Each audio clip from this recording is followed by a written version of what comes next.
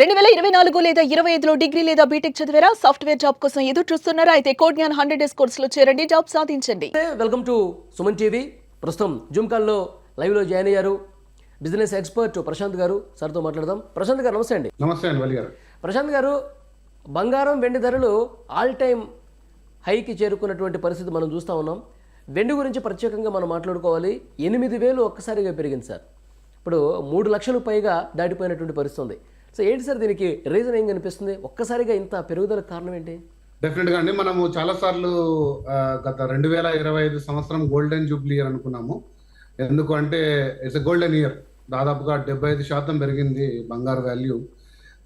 1,35,000 వరకు వచ్చింది. ఈ రోజు మనం మాట్లాడేటానికి 1,50,000 వరకు ఉంది గోల్డ్. సో అంతకంతకు పెరుగుతూ వెళ్తుంది. బట్ అన్నిటికంటే ఇంపార్టెంట్ ఫ్యాక్టర్ ఇక్కడ మనకు 170% రిటర్న్ ఇచ్చిన సిల్వర్. సో మనము జనవరి 1న ఒక వీడియో చేశాం సుమన్ టీవీ ద్వారా. ఐ థింక్ నిరుపమ గారితో మీతో కూడా ఒకటి చేశాము.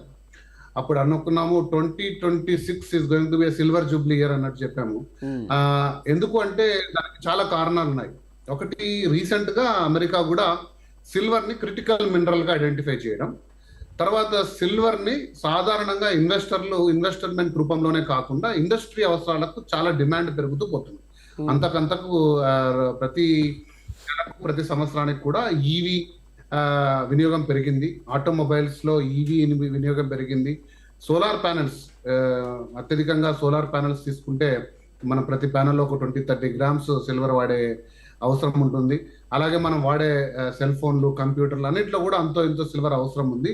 ఇది మనకు 2026-27 రాబో సంవత్సరాల్లో పెరిగేదే కనపడుతుంది, కానీ తరగడం అనేది ఇంటూ లేదు. తర్వాత అంత చిన్న మొత్తంలో వాడే సిల్వర్ రీసైకిల్ కూడా చేయలేరు, అంత చిన్న మొత్తం కాబట్టి. ఇప్పుడు నేను ఒక మొబైల్ ఫోన్ డిస్కార్డ్ చేస్తే అందులో వాడే 2 గ్రామ్స్ 3 గ్రామ్స్ అంతా కూడా రీసైకిల్ చేసి చేయరు. కానీ బంగారాన్ని 1/2 గ్రామ్ అయినా 0.1 గ్రామ్స్ లో కూడా రీసైకిల్ జరుగుతుంది. సిల్వర్ అంత మొత్తంలో జరగదు. ఇదొక పాయింట్. రెండో పాయింట్ ఏంటంటే సిల్వర్ ని ప్రత్యేకించి మైన్ చేయరు. అంటే బంగారం లాగా ఇతర మెటల్స్ తో పాటు బై ప్రోడక్ట్ గా సిల్వర్ ని మైన్ చేస్తారు. సో దానివల్ల సిల్వర్ అనేది అంత ప్లెంటీగా మనము సప్లై చేయలేము. 100 టన్నులు కావాలంటే 100 టన్నులు సిల్వర్ సప్లై చేసే దేశం అది ఆస్ట్రేలియా కానీ, సౌత్ ఆఫ్రికా కానీ, అమెరికా కానీ, చైనా కానీ ఇలాంటి దేశాలు కూడా రెడీగా సప్లై చేయలేదు. సో ఇది ఒకటి. మనకు వీటన్నిటికీ మించి సిల్వర్ ని క్రిటికల్ మినరల్ గా ఐడెంటిఫై చేయడం అమెరికా. ఆర్థిక అనిశ్చితి మనకు చూస్తున్నాము. ఇప్పుడు జియో పొలిటికల్ టెన్షన్స్ ఉన్నాయి.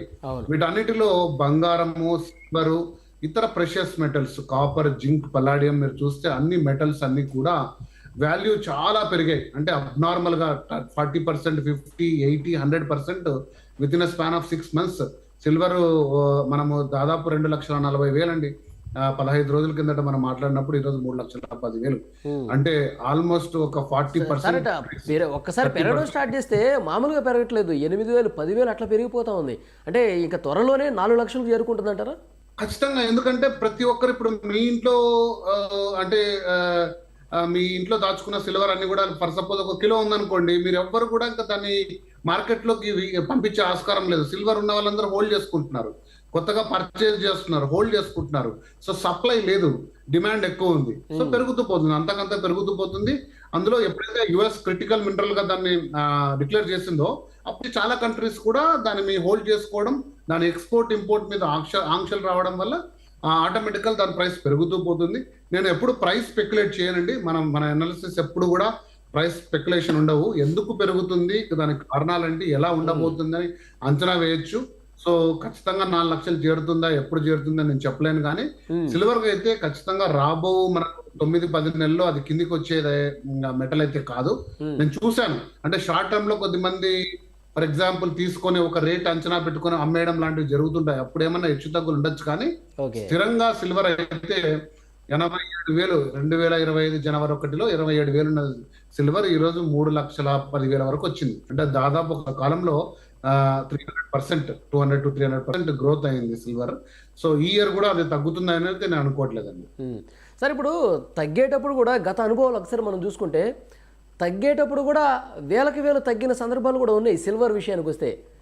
చాలా మందిలో ఆ భయం కూడా ఉంది సార్. ఇది సిల్వర్ని అంత ఈజీగా నమ్మటానికి లేదు, ఎప్పుడో ఒకసారి కొలాప్స్ అయినా అవ్వచ్చు అని చెప్పి ఉంది. కానీ ప్రస్తుత పరిణామాలు చూస్తే అంత భారీగా పడిపోయే పరిస్థితి ఉందా భవిష్యత్తులో?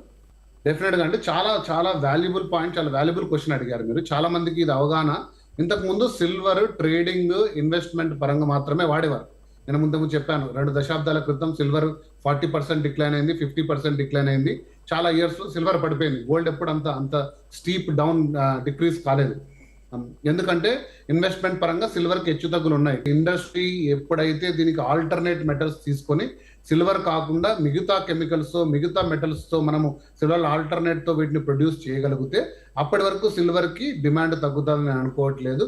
ఈ అవసరాలు ఇప్పుడు పెరుగుతున్న కారణాలు వేరే, అప్పుడు ఆ రోజున్న అవసరాలు కారణాలు వేరే. కాబట్టి ఒక్కసారిగా ఏ కంట్రీ కూడా ఇన్ని టన్నుల సిల్వర్ ని ఆఫ్లోడ్ చేయదు, చేసి దాని ప్రైస్ పడగొట్టదని నేను అనుకుంటున్నాను.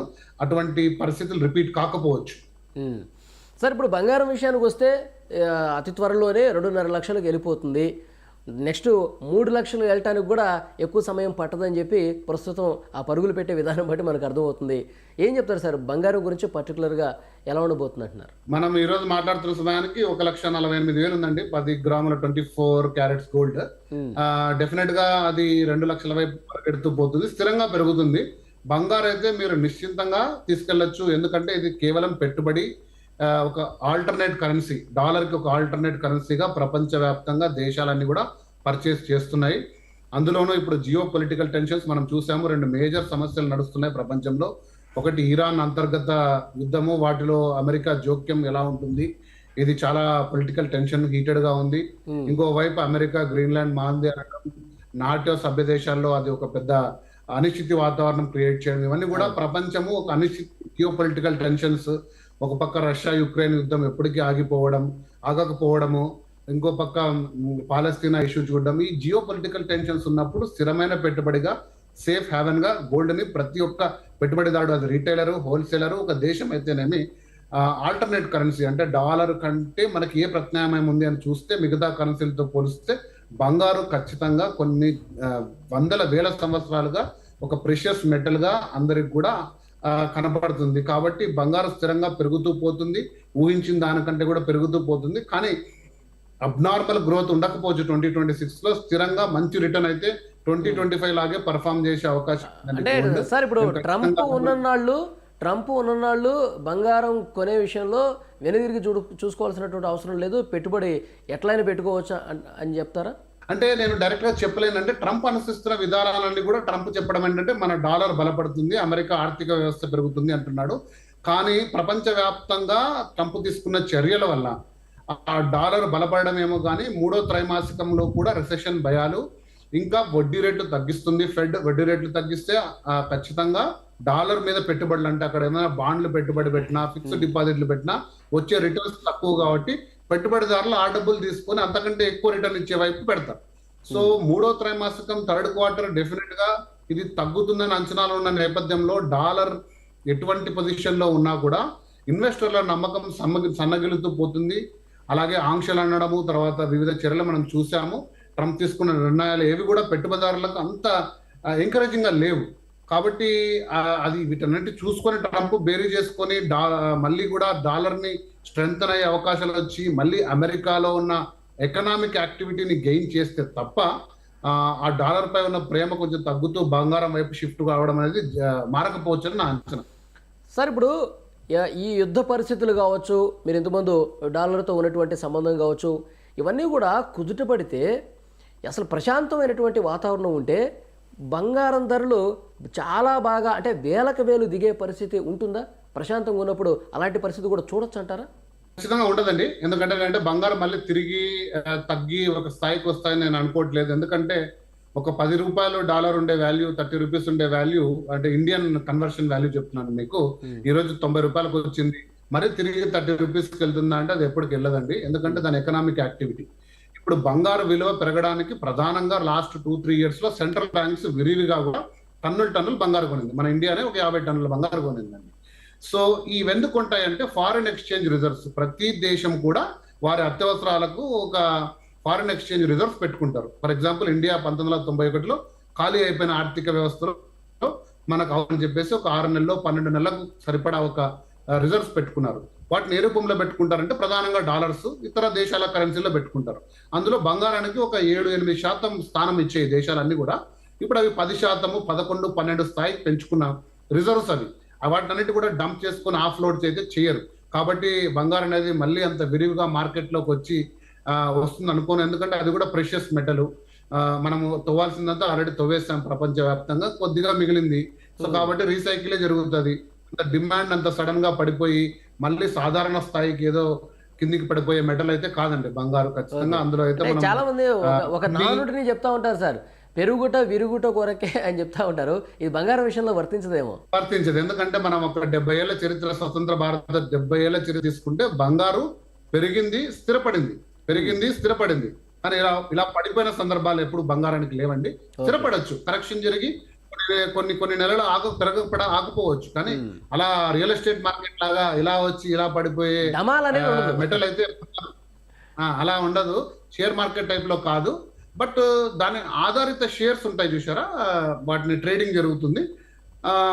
అది కొంచెం డిఫరెంట్ కాన్సెప్ట్. నేను ఏదైనా వేరే వీడియోలో చెప్తాను. వాటి వాల్యూస్ పడే సందర్భం ఉంటుంది. ఎందుకంటే దాని బ్యాకింగ్ వేరే, దాని కొనుగోలు విధానం వేరే, దాని అమ్మే విధానం వేరే. బట్ గోల్డ్ ట్రేడ్ ఫండ్స్ అంటారు. సో వాటిలో ఏమన్నా కొంచెం హెచ్చుతగ్గులు ఉండొచ్చు. కానీ బంగారు యాసెట్స్ వాల్యూ అయితే ఎప్పుడు కూడా దాన్ని అంటే డ్రాస్టికల్ గా పడిపోతుందని అయితే నేను ఎప్పుడు అనుకోనండి. సార్, ఫైనల్గా బంగారం ధరలు సమీప భవిష్యత్తులో ఒక నెల రోజుల్లో కావచ్చు, 2 నెలల్లో కావచ్చు, ఏ పాయింట్ వరకు వెళ్ళే అవకాశం ఉంది సార్? అంటే మీరు ఆ స్పెక్యులేషన్ మీరు చెప్పరు, కాకపోతే ప్రజల కోసం, చూస్తున్న ప్రేక్షకులకు అంచనా నిమిత్తం. అంటే నేను ఒక ఐ థింక్ ఇది ప్రతి ఒక్కరు, ఇప్పుడు నాకు మిత్రులు కొద్దిమంది కూడా వీడియోస్ చూసాక ప్రతి ఒక్కరు అడిగే ప్రశ్న ఇది. ఇప్పుడు కొనుక్కోవచ్చా, ఎప్పుడు అమ్మచ్చు, ఇవన్నీ అడుగుతుంటారు. అది నేను ఎప్పుడు స్పెక్యులేట్ చేయను. ఇప్పుడు కూడా చెప్తున్నాను, terms and conditions apply. Historical గా చూసుకుంటే లాస్ట్ 2 years 40% అబౌవ్, అంటే 48%, అంటే దాదాపుగా అంటే ఫైనాన్షియల్ పరిభాషలో 3 రూపీస్ ఇంట్రెస్ట్, 4 రూపీస్ ఇంట్రెస్ట్ అంటారు కదా, అంతకు మించి 2025లో వచ్చింది మీకు దాదాపుగా 75%. 2026 కూడా అందుకు దగ్గరగా ఉండొచ్చు అని నా అంచనా. సో నా అంచనా మాత్రమే 2026 కూడా. నేను హొరైజన్ ఎప్పుడు 1 year స్పాన్ లో చెప్తానండి. 1 month స్పాన్ లో మనం ఎప్పుడు కూడా ఏ ఐటమ్ ని కూడా స్పెక్యులేట్ చేయకూడదు. ఉంటే కూడా అది జస్ట్ ఏమంటే షార్ట్ టర్మ్, దాంట్లో మనం ఎప్పుడు చేయొద్దు. మీరు కొనాలనుకున్నా కూడా ఒక 6 నెలలు ప్లాన్ చేసుకోండి. నెల ఇంతకు తీసుకోండి, 2 months ఒకసారి ఎంట్రీలో తీసుకోండి. 10 grams అలా తీసుకోండి మీ అందుబాటు ప్రకారంగా. 1 year హొరైజన్ పెట్టుకోండి. ఒక 2 years తర్వాత దాన్ని వాల్యూ చూడండి. ఈ రోజు తీసుకొని నెక్స్ట్ మంత్ అమ్మడం ఇలాంటి వాటికి నేను ఎప్పుడు సజెస్ట్ చేయను. అసలు దీంట్లోకి ఎంటర్ కూడా అమ్మని చెప్పను నేను. దాంట్లో నష్టపోయే అవకాశం ఉంది, బాధపడే అవకాశం ఉంది. ప్లస్ ఈ మెటల్ కాదండి, అదే ఆ ట్రేడింగ్ కి ఇది పనిచేయదు. ఓకే, ఈ సంవత్సరం డిసెంబర్కి, అంటే ఈ సంవత్సరం చివరికల్లా 2 లక్షలు టచ్ చేయొచ్చు. 2 లక్షలు అంతకు ముందే కావచ్చండి. అంత దూరం కూడా వెళ్ళే అవకాశం ఉండకపోవచ్చు. 2 లక్షలు అయితే ఉంది. బట్ వివిధ ఆర్థిక పరిస్థితులు, జియో పొలిటికల్ రీజన్స్, మళ్ళీ ప్రపంచం అంతా కూడా శాంతి నెలకొల్పి, అమెరికా బలపడి, మళ్ళీ డాలర్ పై నమ్మకం పెరిగి, ట్రంప్ వ్యవహారాలు చూస్తుంటే అట్లా లేదు కదా సార్, ప్రశాంతంగా ఎక్కడ ఆయన ఏదో అది అంచనా. అది సో అది మనకు సంవత్సర కాలంగా అలాంటివి ఏం జరుగుతాయనే సిగ్నల్స్ కూడా లేవు. కాబట్టి మీరు చెప్పిన మాట డెఫినెట్ గా జరిగే అవకాశం అయితే ఉంది, బలంగా ఉంది. చూద్దాం సార్ ఎట్లా ఉండిపోతుంది నెక్స్ట్, తర్వాత కూడా మళ్ళీ మాట్లాడదాం. Thank you very much Prashant garu. Thank you.